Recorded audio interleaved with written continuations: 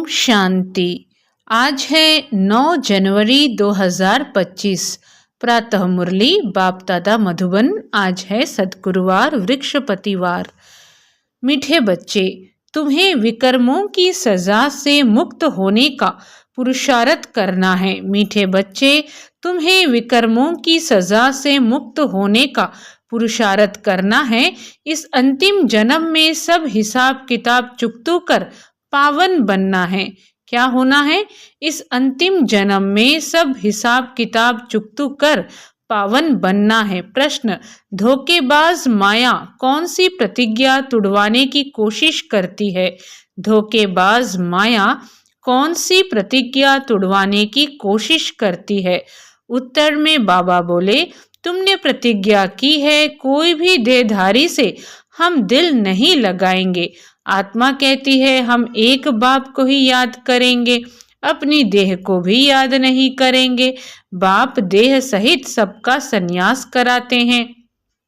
बाप क्या करते हैं? देह सहित सबका संन्यास कराते हैं, परंतु माया यही प्रतिज्ञा तुड़वाती है। देह में लगाव हो जाता है।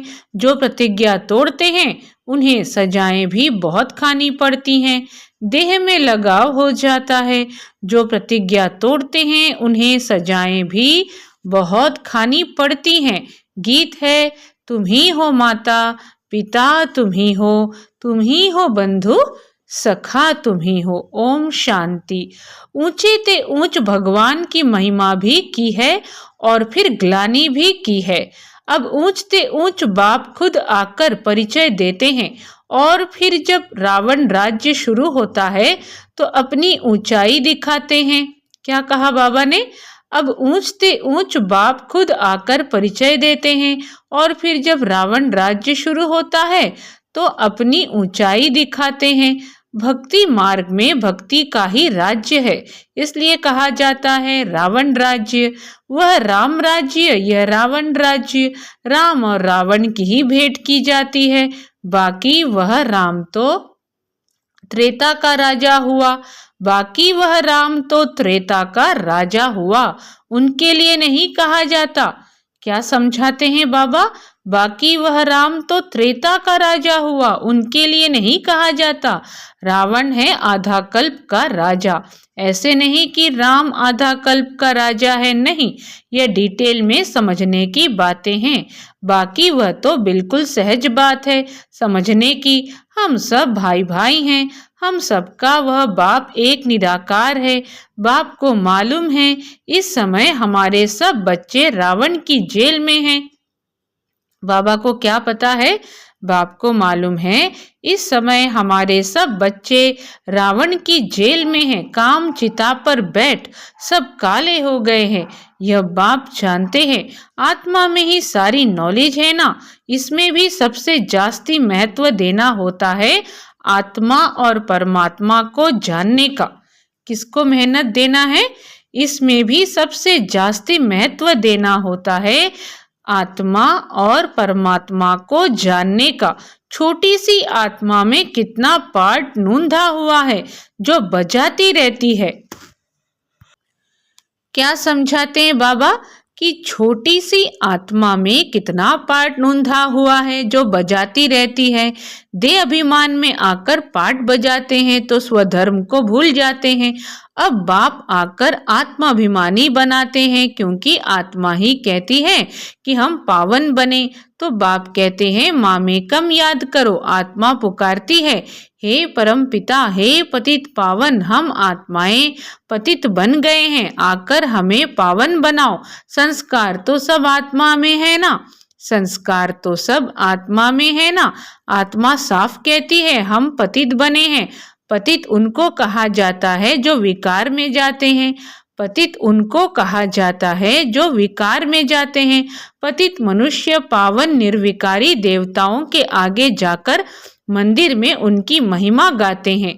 पतित मनुष्य पावन निर्विकारी देवताओं के आगे जाकर मंदिर में उनकी महिमा गाते हैं। बाप समझाते हैं बच्चे तुम ही पूज्य देवता थे। बाबा क्या समझाते हैं? कि पतित मनुष्य पावन निर्विकारी देवताओं के आगे जाकर मंदिर में उनकी महिमा गाते हैं। बाप समझाते हैं, बच्चे तुम ही पूज्य देवता थे, 84 जन्म लेते लेते नीचे जरूर उतरना पड़े। यह खेल ही पतित से पावन, पावन से पतित होने का है। सारा ज्ञान बाप आकर इशारे में समझाते हैं। अभी सबका अंतिम जन्म है, सबको हिसाब किताब चुकतू कर जाना है। बाबा साक्षात्कार कराते हैं। बाबा क्या करते हैं? साक्षात्कार कराते हैं। पतित को अपने विकर्मों का दंड जरूर भोगना पड़ता है। पिछाड़ी का कोई जन्म देकर ही सजा देंगे। मनुष्य तन में ही सजा खाएंगे। क्या कहा बाबा ने? पिछाड़ी का कोई जन्म देकर ही सजा देंगे, मनुष्य तन में ही सजा खाएंगे। इसलिए शरीर जरूर धारण करना पड़ता है। आत्मा फील करती है हम सजा भोग रहे हैं। जैसे काशी कलवट खाने समय दंड भोगते हैं, किए हुए पापों का साक्षात्कार होता है। तब तो कहते हैं क्षमा करो भगवान, हम फिर ऐसा नहीं करेंगे। यह सब साक्षात्कार में ही क्षमा मांगते हैं, फील करते हैं, दुख भोगते हैं। सबसे जास्ती महत्व है आत्मा और परमात्मा का। आत्मा ही 84 जन्मों का पाठ बजाती है, तो आत्मा सबसे वंडरफुल हुई ना। सारे ड्रामा में महत्व है आत्मा और परमात्मा का, जिसको और कोई भी नहीं जानते। एक भी मनुष्य नहीं जानता कि आत्मा क्या, परमात्मा क्या है। ड्रामानुसार यह भी होना है। तुम बच्चों को भी ज्ञान है कि यह कोई नई बात नहीं, कल्प पहले भी यह चला था। क्या समझाते हैं बाबा? ड्रामानुसार यह भी होना है। तुम बच्चों को भी ज्ञान है कि यह कोई नई बात नहीं, कल पहले भी यह चला था। तो आज वृक्षपति डे है। वृक्षपति वार में वृक्षपति बाबा हम बच्चों को समझा रहे हैं कि कैसे हम सजा भोगते हैं और हमें वह साक्षात्कार भी कराते हैं। तब तो कहते हैं क्षमा करो भगवान, हम फिर ऐसा नहीं करेंगे। यह सब साक्षात्कार में ही क्षमा मांगते हैं, फील करते हैं, दुख भोगते हैं। सबसे जास्ती महत्व है आत्मा और परमात्मा का। आत्मा ही 84 जन्मों का पार्ट बजाती है, तो आत्मा सबसे पावरफुल हुई ना। सारे ड्रामा में महत्व है आत्मा और परमात्मा का, जिसको और कोई भी नहीं जानते। एक भी मनुष्य नहीं जानता कि आत्मा क्या, परमात्मा क्या। ड्रामा अनुसार यह भी होना है। तुम बच्चों को भी ज्ञान है कि यह कोई नई बात नहीं, कल्प पहले भी यह चला था। कहते भी हैं ज्ञान, भक्ति, वैराग्य, परंतु अर्थ नहीं समझते हैं। बाबा ने इन साधुओं आदि का संग बहुत किया हुआ है, सिर्फ नाम ले लेते हैं। अभी तुम बच्चे अच्छी रीति जानते हो कि हम पुरानी दुनिया से नई दुनिया में जाते हैं, तो पुरानी दुनिया से जरूर वैराग्य करना पड़े। क्या समझा रहे हैं बाबा? कि अभी तुम बच्चे अच्छी रीति जानते हो कि हम पुरानी दुनिया से नई दुनिया में जाते हैं, तो पुरानी दुनिया से जरूर वैराग्य करना पड़े। इनसे क्या दिल लगानी है? तुमने प्रतिज्ञा की है कोई भी देहधारी से दिल नहीं लगाएंगे। तुमने प्रतिज्ञा की है कोई भी देहधारी से दिल नहीं लगाएंगे। आत्मा कहती है हम एक बाप को ही याद करेंगे, अपनी देह को भी याद नहीं करेंगे। बाप देह सहित सबका संन्यास कराते हैं, फिर औरों की देह से हम लगाव क्यों रखें? कोई से लगाव होगा तो उनकी याद आती रहेगी, फिर ईश्वर याद आ ना सके। प्रतिज्ञा तोड़ते हैं तो सजा भी बहुत खानी पड़ती है, पद भी भ्रष्ट हो जाता है। इसलिए जितना हो सके बाप को ही याद करना है। माया तो बड़ी धोखेबाज है, कोई भी हालत में माया से अपने को बचाना है। देह अभिमान की बहुत कड़ी बीमारी है। बाप कहते हैं अब देही अभिमानी बनो, बाप को याद करो तो देह अभिमान की बीमारी छूट जाए। सारा दिन देह अभिमान में रहते हैं, बाप को याद बड़ा मुश्किल करते हैं। बाबा ने समझाया है हथकार डे दिल यार डे। जैसे आशिक माशुक धंधा आदि करते भी अपने माशुक को ही याद करते रहते। अब तुम आत्माओं को परमात्मा से प्रीत रखनी है तो उनको ही याद करना चाहिए ना। तुम्हारी एम ऑब्जेक्ट ही है कि हमको देवी देवता बनना है, उसके लिए पुरुषार्थ करना है। हमारा मेन ऑब्जेक्ट क्या है? देवी देवता बनना है, उसके लिए पुरुषार्थ करना है। माया धोखा तो जरूर देगी, अपने को उनसे छुड़ाना है, नहीं तो फंस मरेंगे। क्या होगा? फंस मरेंगे। फिर ग्लानि भी होगी, नुकसान भी बहुत होगा। तुम बच्चे जानते हो कि हम आत्मा बिंदी हैं, हमारा बाप भी बीज रूप नॉलेजफुल है। ये बड़ी वंडरफुल बातें हैं। आत्मा क्या है, उसमें कैसे अविनाशी पार्ट भरा हुआ है, इन गुह्य बातों को अच्छे अच्छे बच्चे भी पूरी तरह नहीं समझते हैं। अपने को यथार्थ रीति आत्मा समझें और बाप को भी बिंदी मिसल समझ याद करें। क्या कहा बाबा ने? अपने को यथार्थ रीति आत्मा समझें और बाप को भी बिंदी मिसल समझ याद करें। वह ज्ञान का सागर है, बीज रूप है। ऐसा समझ बड़ा मुश्किल याद करते हैं, मोटे ख्यालात से नहीं, इसमें महीन बुद्धि से काम लेना होता है। हम आत्मा हैं, हमारा बाप आया हुआ है, वह बीज रूप नॉलेजफुल है, हमको नॉलेज सुना रहे हैं। धारणा भी मुझ छोटी सी आत्मा में होती है। ऐसे बहुत हैं जो मोटी रीति सिर्फ कह देते हैं आत्मा और परमात्मा। क्या कह देते हैं? आत्मा और परमात्मा अलग रहे, लेकिन यथार्थ रीति बुद्धि में आता नहीं है। ना से तो मोटी रीति याद करना भी ठीक है, ना से तो मोटी रीति याद करना भी ठीक है, परंतु वह यथार्थ याद जास्ती फलदायक है।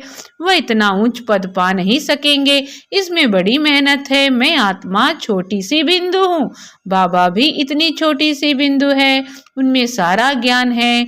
यह भी यहाँ तुम बैठे हो तो कुछ बुद्धि में आता है, लेकिन चलते फिरते वह चिंतन रहे सो नहीं, भूल जाते हैं। चलते फिरते वह चिंतन रहे सो नहीं, भूल जाते हैं। सारा दिन वही चिंतन रहे, यह है सच्ची सच्ची याद। कोई सच बताते नहीं है कि हम कैसे याद करते हैं, चार्ट भल भेजते हैं, परंतु यह नहीं लिखते कि ऐसे अपने को बिंदी समझ और बाप को भी बिंदी समझ याद करता हूँ। सच्चाई से पूरा लिखते नहीं हैं, भल बहुत अच्छी अच्छी मुरली चलाते हैं, परंतु योग बहुत कम है, देहाभिमान बहुत है। इस गुप्त बात को पूरा समझते नहीं, सिमरन नहीं करते हैं। याद से ही पावन बनना है, बाकी मुरली बजाने वाले तो ढेर है, लेकिन बाबा जानते हैं योग में रह नहीं सकते। विश्व का मालिक बनना कोई मासी का घर थोड़े ही है। वह अल्पकाल के मर्तबे पाने के लिए भी कितना पढ़ते हैं। सोर्स ऑफ इनकम अब हुई है ना, सोर्स ऑफ इनकम अब हुई है, आगे थोड़े ही बैरिस्टर आदि इतना कमाते थे।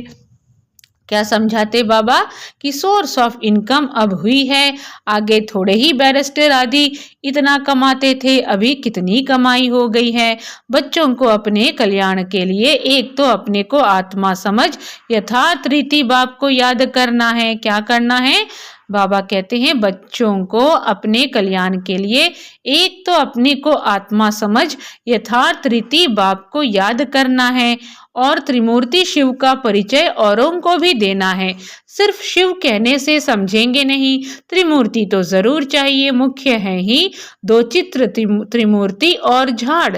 मुख्य है ही दो चित्र, त्रिमूर्ति और झाड़। सीढ़ी से भी झाड़ में जास्ती नॉलेज है, यह चीज तो सबके पास होने चाहिए। आज इस वक्त बाबा हमें समझा रहे हैं कि कौन से जो भी चित्र बने हैं उस पर समझाना होता है। सिर्फ शिव कहने से समझेंगे नहीं, त्रिमूर्ति तो जरूर चाहिए। मुख्य हैं ही दो चित्र, त्रिमूर्ति और झाड़। सीढ़ी से भी झाड़ में जास्ती नॉलेज है। तो बाबा आज बच्चों को यह भी समझा रहे हैं कि कौन से चित्र पर कैसे समझाना है। सिर्फ शिव कहने से समझेंगे नहीं, त्रिमूर्ति तो जरूर चाहिए। मुख्य हैं ही दो चित्र, त्रिमूर्ति और झाड़। सीढ़ी से भी झाड़ में जास्ती नॉलेज है, ये चित्र तो सबके पास होने चाहिए। एक तरफ त्रिमूर्ति गोला, दूसरे तरफ झाड़। यह पांडव सेना का फ्लैग झंडा होना चाहिए। ड्रामा और झाड़ की नॉलेज भी बाप देते हैं। लक्ष्मी नारायण विष्णु आदि कौन है यह कोई समझते नहीं। महालक्ष्मी की पूजा करते हैं, समझते हैं लक्ष्मी आएगी। अब लक्ष्मी को धन कहाँ से आएगा? 4 भुजा वाले, 8 भुजा वाले कितने चित्र बना दिए हैं, समझते कुछ भी नहीं। 8-10 भुजा वाला कोई मनुष्य तो होता नहीं। जिसको जो आया सो बनाया, जिसको जो आया सो बनाया, बस चल पड़ा। कोई ने मत दी कि हनुमान की पूजा करो, बस चल पड़ा। दिखाते हैं संजीवनी बूटी ले आया। उसका भी अर्थ तुम बच्चे समझते हो। संजीवनी बूटी तो है मन मना भव विचार किया जाता है। जब तक ब्राह्मण न बने, बाप का परिचय न मिले, तब तक वर्थ नॉट ए पेनी है।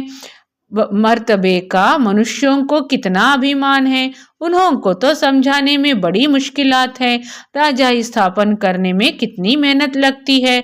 वह है बाहुबल, यह है योग बल। यह बातें शास्त्रों में तो है नहीं। वास्तव में तुम कोई शास्त्र आदि रेफर नहीं कर सकते हो।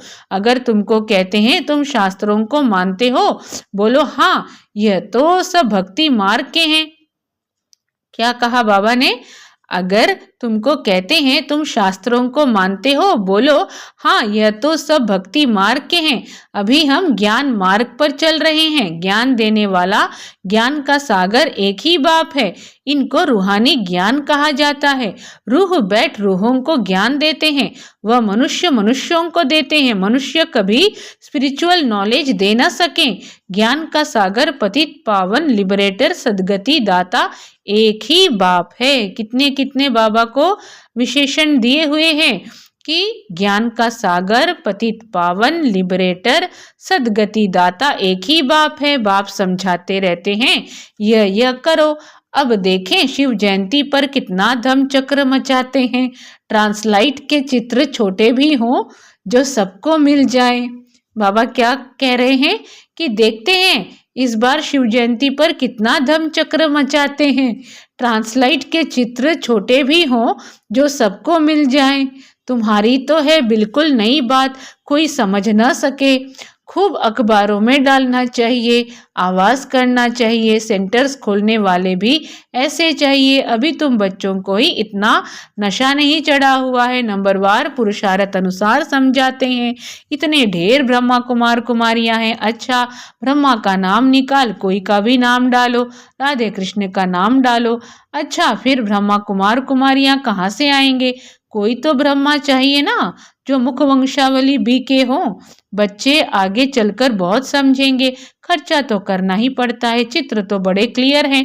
लक्ष्मी नारायण का चित्र बहुत अच्छा है। अच्छा, मीठे मीठे सिखी लधे बच्चों प्रति माता पिता बाप दादा का याद प्यार और गुड मॉर्निंग। रूहानी बाप की रूहानी बच्चों को नमस्ते, और हम रूहानी बच्चों की रूहानी माता पिता बाप दादा को याद प्यार और नमस्ते। आज बाबा ने एक अलग तरीके से भी हमें याद प्यार दिया है। मीठे मीठे सिखी लदे, सर्विसेबल, आज्ञाकारी, फरमान बरदार, नंबरवार पुरुषार्थ अनुसार बच्चों को प्रति माता पिता बाप दादा का याद प्यार और गुड मॉर्निंग। फरमान बरदार, नंबरवार पुरुषार्थ अनुसार बच्चों प्रति माता पिता बाप दादा का याद प्यार और गुड मॉर्निंग। रूहानी बाप की रूहानी बच्चों को नमस्ते। हम रूहानी बच्चों की रूहानी माता पिता बाप दादा को भी याद प्यार और नमस्ते। धारणा के लिए मुख्य सार, कर्मातीत बनने के लिए बाप को महीन बुद्धि से पहचान कर यथार्थ याद करना है। पढ़ाई के साथ साथ योग पर पूरा अटेंशन देना है। दूसरी पॉइंट, स्वयं को माया के धोखे से बचाना है। कोई की भी देह में लगाव नहीं रखना है। सच्ची प्रीत एक बाप से रखनी है। देह अभिमान में नहीं आना है। वरदान, ब्रह्म मुहूर्त के समय वरदान लेने और दान देने वाले बाप समान वरदानी महादानी भव। ब्रह्म मुहूर्त के समय वरदान लेने और दान देने वाले बाप समान वरदानी महादानी भव। ब्रह्म मुहूर्त के समय विशेष ब्रह्मलोक निवासी बाप ज्ञान सूर्य की लाइट और माइट की किरणें बच्चों को वरदान रूप में देते हैं। ब्रह्म मुहूर्त के समय क्या होता है? विशेष ब्रह्मलोक निवासी बाप ज्ञान सूर्य की लाइट और माइट की किरणें बच्चों को वरदान रूप में देते हैं। साथ साथ ब्रह्मा बाप भाग्य विधाता के रूप में भाग्य रूपी अमृत बांटते हैं। सिर्फ बुद्धि रूपी कलश अमृत धारण करने योग्य हो, किसी भी प्रकार का विघ्न या रुकावट न हो, तो सारे दिन के लिए श्रेष्ठ स्थिति व कर्म का मुहूर्त निकाल सकते हो। क्योंकि अमृत वेले का वातावरण ही वृत्ति को बदलने वाला होता है। इसलिए उस समय वरदान लेते हुए दान दो, अर्थात वरदानी और महादानी बनो। स्लोगन है, क्रोधी का काम है क्रोध करना और आपका काम है स्नेह देना। अपनी शक्तिशाली मनसा द्वारा सकाश देने की सेवा करो। अब स्व कल्याण का ऐसा श्रेष्ठ प्लान बनाओ जो विश्व सेवा में सकाश आप ही मिलती रहे। अब स्व कल्याण का ऐसा श्रेष्ठ प्लान बनाओ जो विश्व सेवा में सकाश आप ही मिलती रहे। अभी उमंग उत्साह से अपने मन में यह पक्का वायदा करो कि हम बाप समान बनकर ही दिखाएंगे। ब्रह्मा बाप का भी बच्चों से अति स्नेह है, इसलिए एक एक बच्चे को इमर्ज कर विशेष समान बनने की सकाश देते रहते हैं। अच्छा, सभी को ओम शांति।